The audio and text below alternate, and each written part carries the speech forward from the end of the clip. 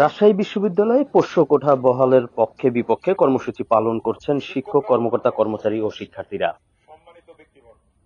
চতুর্থ দিনে সকাল ৯টা থেকে প্রশাসনিক ভবনের সামনে পূর্ণ দিবস অবস্থান কর্মসূচি পালন করছেন আন্দোলনরত শিক্ষক, কর্মকর্তা ও কর্মচারীরা। সমাবেশ থেকে আন্দোলনকারীরা বলেছে, দেশের প্রতিটি বিশ্ববিদ্যালয়ে প্রাতিষ্ঠানিক সুবিধা ও পোষ্য কোঠা বহাল রয়েছে, অথচ রাজশাহী বিশ্ববিদ্যালয় তা বন্ধ রেখে বৈষম্য সৃষ্টি করেছে। প্রাতিষ্ঠানিক সুবিধা তাদের ন্যায্য অধিকার, তাদের সন্তানেরা সকল শর্ত মেনেই বিশ্ববিদ্যালয়ে ভর্তি হয়। এই অধিকার আদায় না হওয়া পর্যন্ত আন্দোলন চালিয়ে যাবার ঘোষণা দেন তারা।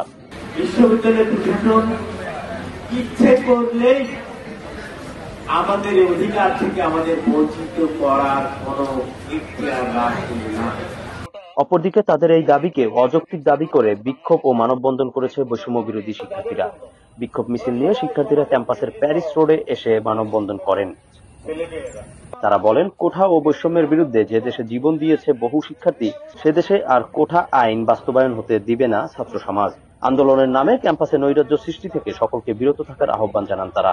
স্বতঃস্ফূর্তভাবে যেটাতে আমরা অংশগ্রহণ করে এই বিজয় ছিনিয়ে এনেছি, আমরা দেখতে পাচ্ছি বর্তমান সময়ে রাজশাহী বিশ্ববিদ্যালয়ে নবরূপে আবাসিক কোঠা ফিরে আসছে, যার নাম পোষ্য কোঠা। একজন প্রিভিলেজড মেধাবীর নিকট হেরে যাচ্ছে, একজন প্রিভিলেজড শিক্ষার্থীর কাছে হেরে যাচ্ছে মেধাবীরা।